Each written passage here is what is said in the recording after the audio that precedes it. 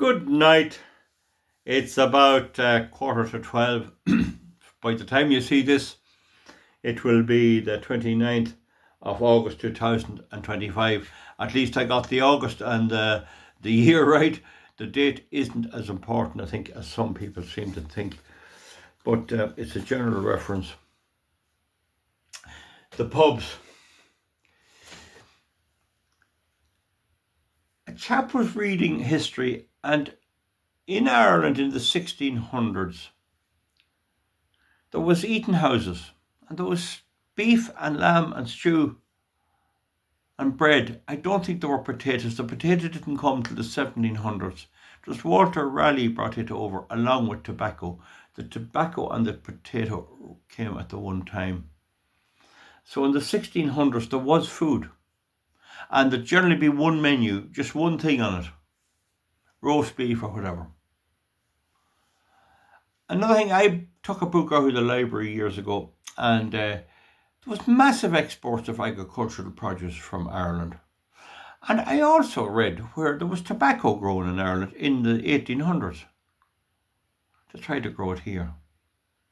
Now, when the potato came over, of course, the Irish took to it like ducks to water, and you know the story there.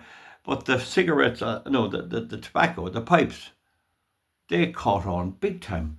They were the big fashion. And it didn't stop society continuing or breeding or anything like that, or replacement, but there was an awful lot of smoking. And they exhumed a body from Jamestown in America, where the settlers and the pilgrims and that went over. And one lad had a lot of teeth here, and they could tell he was a heavy pipe smoker. He always had a pipe in his mouth, because the teeth were worn where he was holding the pipe. And in my young days, a lot of old fellas would have a pipe. Schoolmasters would have a pipe. They'd be filling it, and they'd be this and putting in the stuff. And I often had to go to the shop for uncles and places I'd be working to get tobacco for them. Yachtman, Plug, and there was Spearmint, and Carl's Plug, Yachtman, Spearmint, those other types as well. Anyway, that was the thing that caught on big. And by the time the Irish Republic came in and got going, there was big religion, Catholic religion mainly.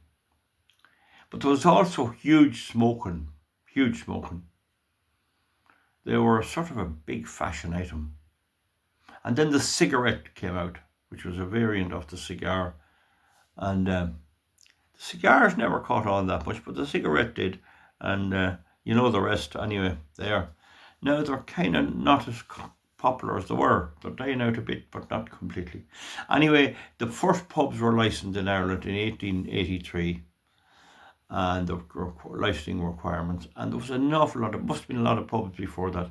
But anyway, in the intervening time anyway, there was a good lot of pubs, and right down to the famine, there must have been pubs, but I don't know how that went.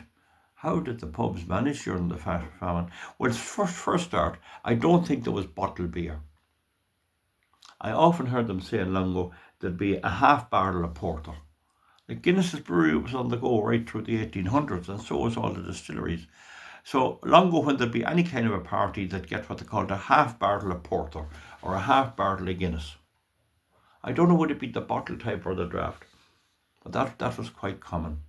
And there'd be barrels of ale as well, all in wooden barrels. There was no containers. So bottled, but there was bottles. There did come bottles in the 1800s, so I found old bottles. And there was a brewery somewhere up in Bellewstown or Castle Bellingham, I think it was. And they had bottles, so there was bottles coming on. I don't know, they were corked with a twisted cork or that. So by the time the new state came in anyway, there was bottles of stout. There was bottled whiskey, but the whiskey came out in barrels. You had to bottle it yourself. And there was a time when the stout used to come to the pubs in a barrel, and I had cousins used to tell me we made bottled stout the whole Saturday after school, bottling it. And there'd be a thing for pulling the cork. I have some of the bottles here. But anyway, the thing is, that went on. So that in my young days, the pub was big. It was big. And the fair days to be a lot of drinking. It was a big time. There was 14 pubs, I think, in my town, and then one of them closed, and then there was 13 all through my time being away. There was 13 from I left till I come back, and now there's only 7. And that's the pattern all over the country. Anyway, it was going reasonably well. They were starting to get a bit shaky and there was less money being made in them. But the COVID came in. Now, it has to be said, the drunk driving had a big input. And the smoking ban affected them a bit. But you can still go out. You can still have a drink and go out and smoke. A lot of pubs have smoking places to go out. Don't think the smoking was as big a downfall as the drink driving was. It was a big thing. I'd say that cut trade by half. But then the COVID came on, and it was a situation where you could buy beer in the off license, but you couldn't buy it in the pub. And that kind of forced people by force that wanted a drink to drink at home. And when the COVID passed, I have certain things to say about that, but I can't on YouTube. They banned me. I know if I was running the country, there'd be no lockdowns whatsoever. People died. It was a bad dose of the flu. Anyway, we'll say no more about that. But it did change things. And now, the way it's gone now, they're closing all the time. Some say some country pubs are doing well, but I don't know. There's not many in them. Now, another big problem is some of them are doing food. Doing food is a big undertaking. The old pubs, you see, they didn't have to bother with food. They just had to have the drink. People ate at home, if they ate at all. But now some of them have to do food. That's a big job. Not easy at all. But some of them do it good. They're charging, the best you'll get is about €15 today. They now up maybe to 18 and 19. But anyway, that's the story. But most now, the ones that were not doing the food, all that have is a bag of crisps and that'll be it, is that they're struggling. They're struggling everywhere. The really big pub can have maybe 10 customers and that'll pay for the light and the heating. The one that gets caught is the smaller ones. They might have only 3 people in and that won't pay for the light and the heating. So they're only opening maybe at weekends. And the trend is down all the time and I don't really see it reversing. But I regret because there was all this great old crack. Now, the thing is, the publicans mostly, all but the very odd one, believes that television is key. Television is key.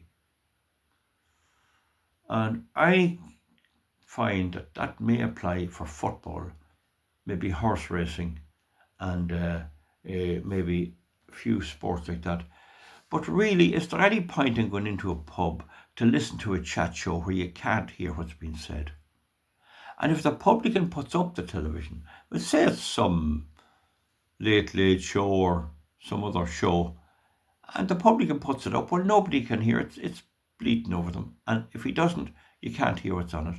And for years, people in Ireland anyway, and I presume in the UK as well, and there's a slightly different pub scene in the UK. An awful lot of the boarding houses just have pubs.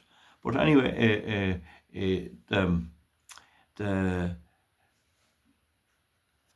the question of a television, whether it's a plus or a minus, they pay about 6,000 to 7,000 a year to the Performing Rights Society for them, but for the copyright. But whether they're that good. Now, there's a few pubs have no televisions, and they don't seem to be doing any the worse. But what I would say to them is, if there's no matches on, and there's a few customers in having a chat, you'll often get that with a few people are having a bit of chat. For God's sake, turn the television either off or turn it down. There's nothing as bad as you're here and there's a man over there maybe 4 seats away and he's trying to talk to you and this thing's blaring over you or blaring. And a lot of the barmen and some of the pub owners and some of the proprietors, they feel that they must have their television entertainment no matter about anybody else. And that is a big mistake. If the chat's going well and people are here having a good bit of a discussion, you don't want an electronic device competing with them. And most barmen do not have the intelligence to understand that. It's irking them. So somebody says down there, how are you doing? Were you up at the sales today? And you have to roar. And when they go to say, well, there was a fella there and I saw, and he had 3 cattle and he got 1,900 euros a piece, and you're trying to listen, and this thing is firing at you here. And that is ignorance. That'll damage a pub. Because one of the great things about the Irish pub is that the ability to have a bit of a conversation and not have to roar and bawl. And then if you can't hear what people are saying, and people hate having to shout, and I hate having to shout. I like to have a quiet chat. So that's one thing. The television needs to be regulated, and if there is no particular sporting event on, the bar people should not have the privilege of getting viewing television. They should have to do without it. Have no television for them at all. And if they insist on having the television when they're working, let them go elsewhere and get somebody else. That's a very important point that a lot of barmen don't understand. A lot of pub proprietors don't understand. The other thing is, I'm a bit of a connoisseur of good whiskey.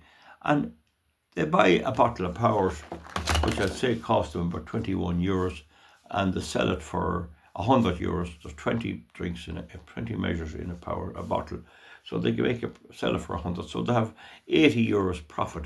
Now, if they went and bought another whiskey, a better whiskey, a good one, they might pay 40 wholesale. But they insist on making 200. So they'll charge 10, 11 euros for that. Whereas if they just took the 80 or 90 euros off it, they could sell it a lot less. In other words, the bottle of Powers or bottle of Jameson is about 21 euros to them, and they're selling it for 100.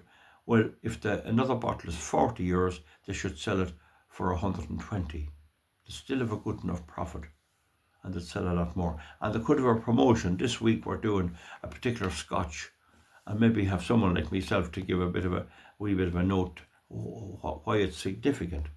So that you could have, I'll try a wee drop of that. How much is that? It's 6 euros.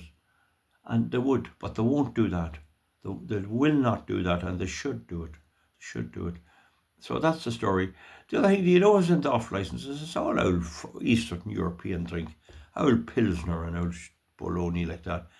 You either have to get a full carton of Smithwick's or Guinness, or you can't get one or two. I might just be dropping home. I might go in and buy a bottle of Miller just to have with the dinner, and sometimes you can't get it. So even the off licenses could improve. I think if I had my way, all that Eastern Europe beer, it's only P, that's all it is. A lot of it's no good. The Irish beer is good, and some of the British beers are good, but the rest of that stuff, Carlsberg's all right now, I have to say. Heineken's not too bad as well, but there's about 16 different beers in the off licenses. Nobody buys them. They're not being bought in the pubs, and they keep them on the shelf there for some unknown reason. I don't know. Right, we let you go on that. It's possible that there could be more pubs closing. And then another problem is not every youngster wants to work as a barman. I mean, if I was a young man now, or when I was a young man, if my father had a pub and me stay on, I'd have spent my whole life behind that counter. For what, like your whole life would be gone. Whereas what I did, at least I went off, and even to go and work in a factory or something, you'd have something. But man, it's horses for courses, as they say. It's there seems to be nobody buying a pub to run it, or not very many. There's an odd one. You need to be cut out for it. You need to have the personality for it. Some people simply don't. But it's a trend. It's a strange trend. Oh, when I was a young lad, cigarettes, and bottles of stout. They weren't too big into to have whiskey. Cigarettes and bottles of stout. And they'd be walking on air, and they'd do the farm things, and they'd go in into a Friday night and all that. That's kind of all gone. There's not one or two, very moderate. But for me, the whole thing for me in a pub is to have an old chat, an old chinwag with somebody, and to exchange opinions and stuff like that. And you can still do it. So that's why I would say to publicans, try and keep promoting that. You do have to have your telly in there, I know, but There's a big gathering up on €6,000 for the Performing Rights Society. I don't know, but then some say they won't win unless, like I went in for the All Ireland final. Went in and had me drink, and they were all aligned there. Definitely, it has its place there. So anyway, we'll see back. That's it. I don't know what will happen with the pubs. I'm just telling you, anyone that's not from Ireland, they are getting a big rattling. They're not the same as they were at all. And somebody was on from Wexford there.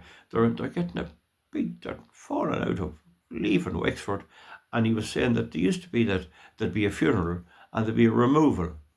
Now a lot of times there's no removal.